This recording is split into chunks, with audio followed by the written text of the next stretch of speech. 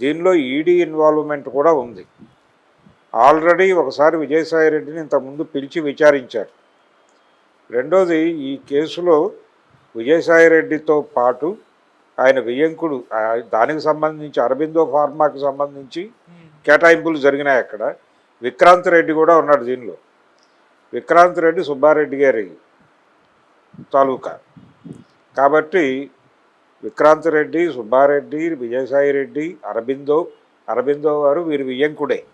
విజయసాయి రెడ్డి గారి వియ్యంకుడు తాలూకా గొడవ కాబట్టి వీళ్ళందరి మీద ఆయన కర్ణాటక వెంకటేశ్వరరావు అనేటువంటి పెద్ద మనిషి ఇచ్చినటువంటి కంప్లైంట్ ఆధారంగా విజయసాయి రెడ్డిని గతంలో ఆయన రాజకీయ సన్యాసం తీసుకోవడానికంటే ముందే ఒకసారి విచారణకు పిలిచి మాట్లాడినటువంటి సందర్భం ఉంది. ఇది కొత్తది కాదు. దీనికి సంబంధించి ఆయన కంప్లైంట్లో ఉన్నటువంటి నిజానిజాలు ఏంటి, ఎవరెవరు దీనిలో పార్టిసిపెంట్స్, ఈ క్రైమ్ని ఎలా ఫైల్ చేయాలి, దీనికి సంబంధించిన డీటెయిల్స్ కోసం వారు అంటే కేవీ రావు దగ్గర నుంచి అక్రమంగా దీన్ని టేక్ ఓవర్ చేసి వైసీపీ హయాంలో చేసి అరబిందోకి అప్పచెప్పేటువంటి ప్రయత్నం జరిగింది అనేది ప్రధానమైనటువంటి కేసు. ఇప్పుడు మళ్ళీ తిరిగి వెంకటేశ్వరరావు చేతికి వచ్చింది వ్యవహారం కాబట్టి ఆయన కంప్లైంట్లు పెడుతున్నాడు. గతంలో నా దగ్గర నుంచి ఇలా చేశారు వీళ్ళందరూ అని. ఆల్రెడీ దీనికి సంబంధించి బహిరంగ వేదికల మీద కూడా విజయసాయి రెడ్డి మాట్లాడేశాడు.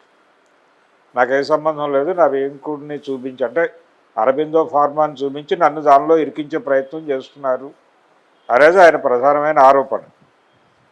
అదే ఆ రోజు విచారణలో కూడా చెప్పాడు ఆయన, రేపు విచారణలో కూడా అదే చెప్తాడు. ఈ కేసులకు సంబంధించి విజయసాయి రెడ్డిని ఒక్కడనే అరెస్ట్ చేయదలుచుకుంటే ప్రూవ్ అయితే సుబ్బారెడ్డి వెళ్తాడు, అరబిందో ఫార్మా వాళ్ళు వెళ్తారు, విజయసాయి రెడ్డి వెళ్తాడు, విక్రాంత్ వెళ్తాడు. వీళ్ళందరూ లోపలికి వెళ్ళే బ్యాచ్ ఒక 10-15 మంది ఉంటారు జాబితా. ఆడిటర్స్ ఉన్నారు. ఆల్రెడీ ఆడిటర్స్ను కూడా గతంలో సిఐడి వారు పిలిచి విచారించారు. ఆ లింకులో విజయసాయి రెడ్డి కూడా ఆడిటరే కాబట్టి ఆయనకి వృత్తిపరమైనటువంటి ప్రమేయం కూడా ఉంది దీనిలో. అందుకని విచారణకు హాజరవుతున్నాడు. ఆయన విచారణకు హాజరవుతాడు. అరెస్ట్ చేయటం అనేది అతను ఒక్కడితో లింక్ అయ్యలేదు, అతనే ప్రధానం కాదు. ఇందులో ప్రధానమైనటువంటి వ్యవహారం అరబిందో గారు కాబట్టి అరెస్ట్ అంటూ జరిగితే అక్కడ జరగాలి, ఆ తర్వాత వీళ్ళందరూ. అందుకని ఇమ్మీడియట్గా విజయసాయి రెడ్డి మీదకి అరెస్టు భూతం వారదు. ఆయన్నేమో కస్టడీలో తీసుకోరు. దాదాపుగా తెలుగుదేశానికి సంబంధించినటువంటి social media, main stream media మొత్తం కూడా అయిపోయింది. విజయసాయి రెడ్డి, ఆయన వియ్యంకుడు, ఆ తర్వాత విక్రాంత్, తర్వాత సుబ్బారెడ్డి వీళ్ళందరూ కూడా లోపలికి వెళ్ళిపోతున్నారు. మరికొద్ది క్షణాల్లో చూస్తూనే ఉండండి అన్న పద్ధతిలో వాళ్ళు వార్తలు ప్రసారం చేస్తున్నారు. ఇది విచారణకు మాత్రమే పిలిచారు, అరెస్ట్ చేసి విచారణ కాదు. వాళ్ళకు అందిన కంప్లైంట్ మేరకు కంప్లైంట్లో నిజానిజాలు స్పష్టత రావడం కోసం విచారణ జరుపుతున్నారు అంతే. అంతకుమించి వీళ్ళేదో క్రైమ్ చేశారని ప్రూవ్ అయిపోయి కాదు. దీన్ని దృష్టిలో పెట్టుకోవాలి. ఈ కేసుకు సంబంధించి కాకినాడ సీపోర్టు చేతులు మారటం వ్యవహారానికి సంబంధించిన కేసు ఇది. ఈ కేసుకు సంబంధించి ఆయన ఇచ్చినటువంటి కంప్లైంట్లో నిజం ఉందా అబద్ధం ఉందా అనేది తెలుసుకోవడానికి అందరి స్టేట్మెంట్స్ రికార్డ్ చేస్తున్నారు. ఇదంతా అయిన తర్వాత టోటల్గా పరిశీలించిన తర్వాత నిజంగా నేరం జరిగింది అనుకుంటే అప్పుడు అరెస్టులు, జైల్లో వేయటాలు, ఈ గొడవ జరుగుతుంది. దానికి ఇంకొంచెం టైం పడుతుంది. ఇప్పుడు ఇమ్మీడియట్గా విజయసాయి రెడ్డికి వచ్చిన నష్టం ఏం లేదు. రెండోది, ఆయనే ప్రధానం కాదు ఇందులో. ఆయనకంటే ముందు ముగ్గురు ఉన్నారు కాబట్టి ఈయన నెంబర్ 4, 5, 6 అవ్వచ్చు.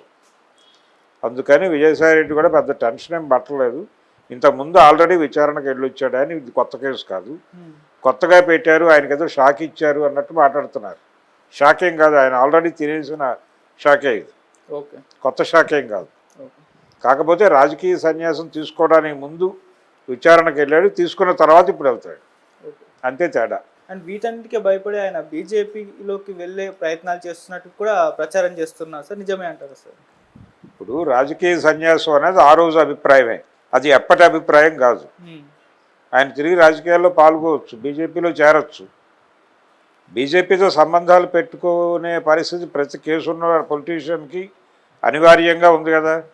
జగన్మోహన్ రెడ్డి ఎందుకు ఏపీలో అంత కట్టడితో ఉన్నాడు అంటే తన వాళ్ళని అరెస్ట్ చేస్తున్న సందర్భంలో ఈయన కూడా వందలాది ప్రైవేట్ కంప్లైంట్లు పెట్టించి గొడవ చేసి తెలుగుదేశం జనసేనకు సంబంధించిన నాయకుల్ని లోపలేయించవచ్చు కదా, ఎందుకు ఆ స్టెప్ తీసుకోవట్లేదు? అంటే ఆయనకి ఎక్కడో మనం ఓవర్ యాక్షన్ చేస్తే బీజేపీ ఎలా వ్యవహరిస్తుందో అనే ఒక మీమాంస ఏదో ఉంది. అందుకని ఆయన కంట్రోల్లో ఉంటున్నాడు. ఎందుకు ఆయన కంట్రోల్లో ఉంటున్నాడు, ఎందుకు కంట్రోల్ చేయగలుగుతుందంటే కేసులు. చంద్రబాబును ఎందుకు కంట్రోల్ చేయగలుగుతున్నారంటే కేసులు. సో కేసులతో ప్రపంచాన్ని కంట్రోల్ చేయటం అనే ఒక ప్రోగ్రాం భారతీయ జనతా పార్టీ చేస్తోంది. అందులో భాగంగా ఈయన వెళ్ళి అక్కడ కాళ్ళ మీద పడిపోతే పడిపోవచ్చు. అంటే తన్ని తాను ప్రొటెక్ట్ చేసుకోవటానికి గతంలో దేవుడి దగ్గరికి వెళ్ళేవాళ్ళు, లేకపోతే ఒక రక్షణ కోసం. సీతాకోకచిలుక సినిమాలో డైలాగ్ ఉంటుంది. అంటే ఆవిడ బ్రాహ్మణ్, అలాగే ఆవిడ కొడుకు ఒక క్రైస్తవ అమ్మాయిని ప్రేమిస్తాడు. ఆ క్రైస్తవుడే ఆ ఊరి భూస్వామి. అతను తన కొడుకుని చంపేస్తాడేమో అని భయం ఉంటుంది ఆవిడకి. ఆవిడ రోడ్డు మీద నడుస్తూ చర్చి ముందు ఆగుతుంది. ఆ చర్చి ఫాదర్ వచ్చి, మీరు ఇక్కడ నిలబడ్డారు ఏమిటమ్మా అని అడుగుతాడు. అడిగితే అప్పుడు ఒక అద్భుతమైన డైలాగ్ రాశాడు జంజాల గారు. ఆపదలో ఉన్నప్పుడు ఏ దేవుడు ఎక్కడున్న దేవుడు అని చూడం కదండి అంటుంది. ఇప్పుడు అదే పరిస్థితి. ఆపదలో ఉన్నవాడు ఈ పార్టీ ఆ పార్టీ అని చూడరు, అందరూ వెళ్ళి బీజేపీ ఆఫీస్ ముందు నిలబట్టరే. కాబట్టి ఆ వరుసలో ఆ క్యూ లైన్లో విజయసాయిరెడ్డి నిలబడటం తప్పేం కాదు.